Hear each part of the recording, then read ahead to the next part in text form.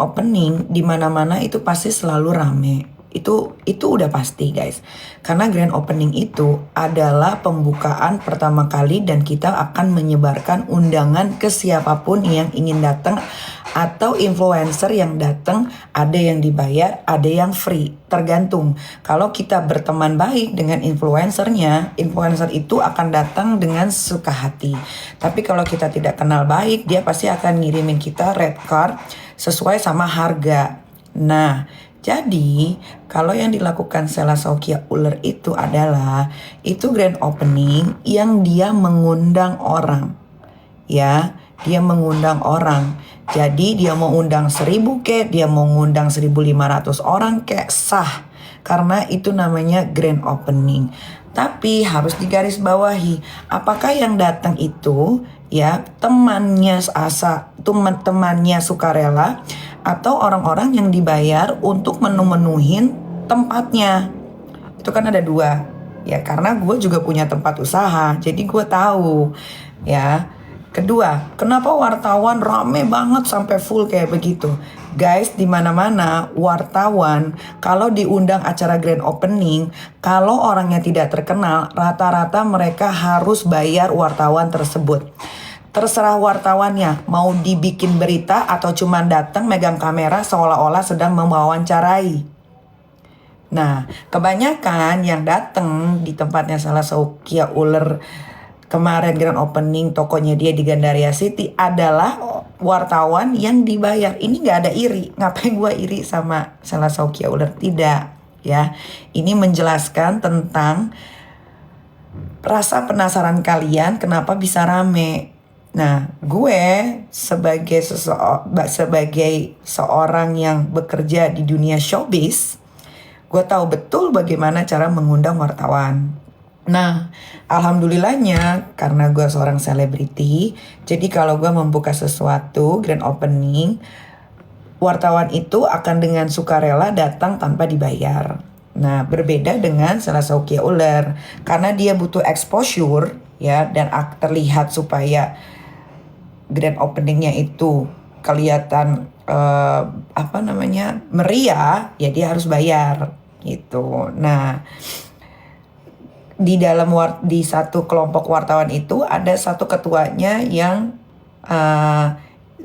leadernya yang akan nanti nge-broadcast ke bawahan-bawahan atau ke teman-teman wartawan yang lain untuk datang, tapi dibayar. Nah, yang datang kemarin itu semua dibayar. Itu udah fix 1.000.000% gitu. Kedua, kok ada yang belanja di situ? Jangan salah. Bisa jadi Sela Saukia Uler ini ya memberikan dana kepada orang-orang untuk belanja di tokonya seolah-olah ada yang beli bajunya atau kosmetiknya. Begitu. Itu pasti guys, itu nggak mungkin nggak ya. Karena logikanya saja. Ngapain dia buka offline store? Walaupun sah-sah aja dia mau buka offline store. Tapi dia akan merugi banyak kalau makanya ini ya. Makanya selalu gue kasih tahu nih buat kalian 45.000 penonton TikTok, dengerin. Pertemanan itu penting sekali guys untuk bikin kita tambah maju atau bikin kita tambah mundur ya. Nah, sayangnya orang di sekelilingnya Sela Saukia Uler ini adalah orang-orang yang bodoh. Itu udah fix betul banget ya. Kalau dia pinter, dia pasti akan menyarankan seorang Sela Saukia Uler yang tidak tahu tentang bisnis atau segi marketing, pasti akan bilang gini, lu jangan buka offline store. Pertama, lu akan spend money a lot. Lu akan buang-buang uang. Kedua, lu ini kan kalau live selalu banting-banting harga, gak masuk akal. Kalau lu buka offline store, sedangkan di offline store lu taruh harga normal, lu pasti akan merugi sangat banyak. Kalau dia punya temen yang pintar seperti itu, pasti dia akan diberikan masukan sama persis seperti yang gue omongin. Ya. Cuman karena circle-nya dia itu circle orang bodoh kebanyakan yang mungkin terlihat seperti orang pintar tapi isi otaknya nggak ada. Jadi karena menggebu-gebunya dia ingin show off depan banyak orang supaya orang bisa lihat gue ini punya offline store. Tapi dia tidak memikirkan jangka panjang. Nah, offline store yang ada di Gandaria City itu sudah dia sewa semenjak 1 tahun lalu, setahu gue.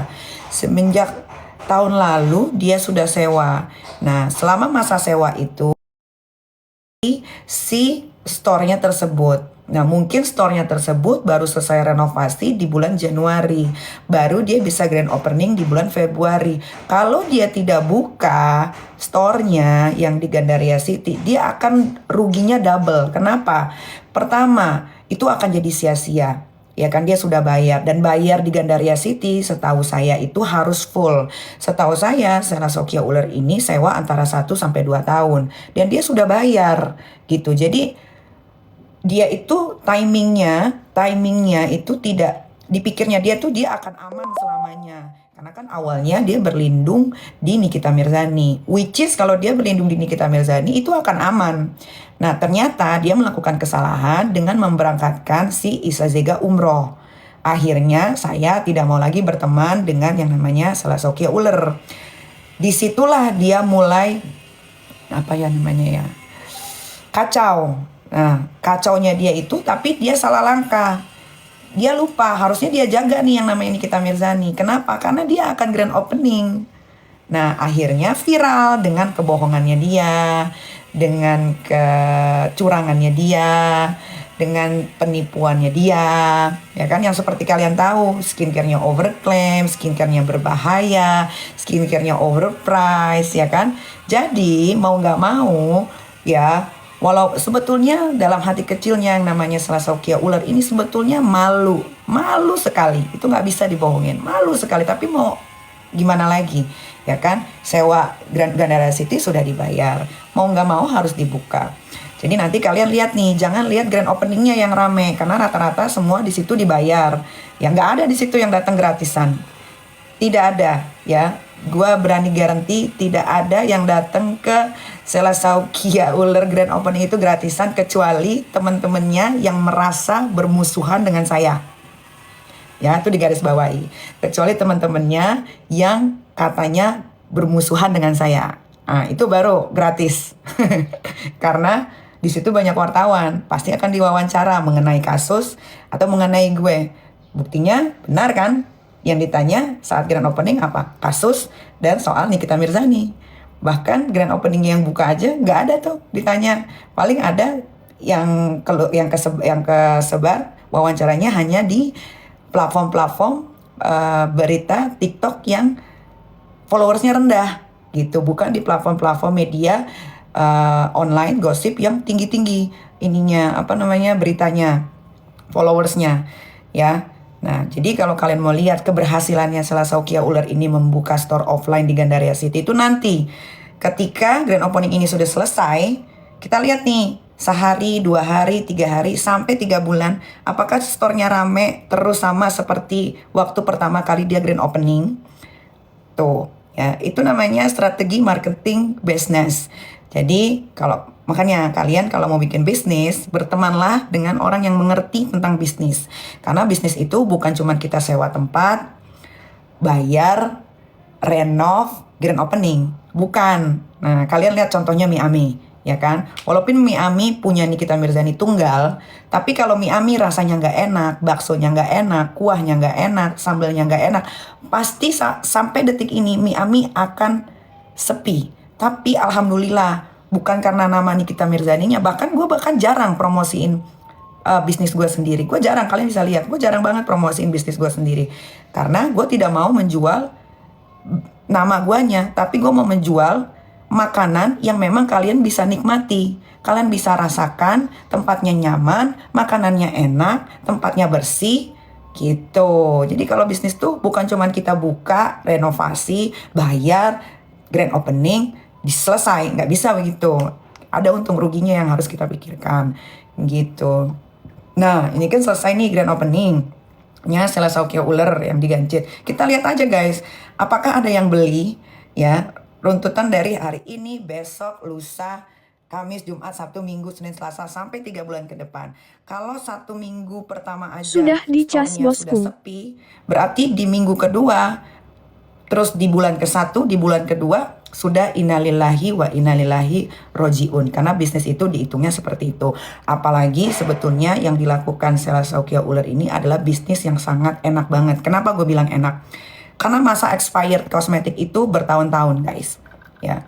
Kedua, baju itu tidak ada expirednya, tidak ada basinya, gitu kan. Jadi sebetulnya gampang sekali untuk menjual, dan kalau kita taruh stok banyak pun tidak akan jadi busuk. Nah, beda dengan gua. Kalau gua itu makanan, guys. Setiap hari harus fresh. Setiap hari harus habis karena itu setiap hari dibikin baru gitu. Ya. Nah, bodohnya dia, balik lagi ke kebodohannya Sela Saukia Uler ya. Dia tidak memikirkan jangka panjang gitu. Jadi kalau kalian sebagai customer yang pintar, yang punya uang, pasti akan mikirnya gini, ngapain gue beli di store-nya gitu kan. Tunggu aja dia lagi live. Pasti harganya pensil alis yang tadinya 600.000 jadi 90.000 tuh bisa jadi kalau dia lagi live.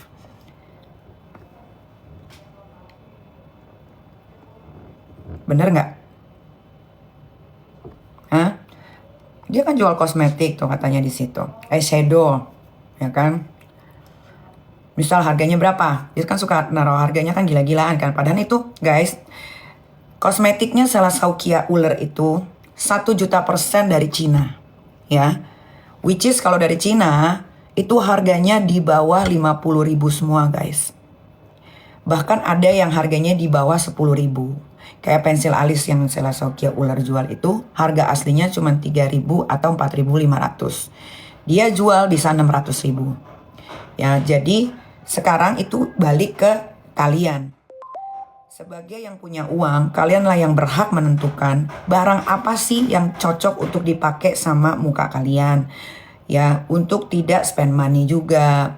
Dan di muka kalian juga tidak berbahaya. Gitu.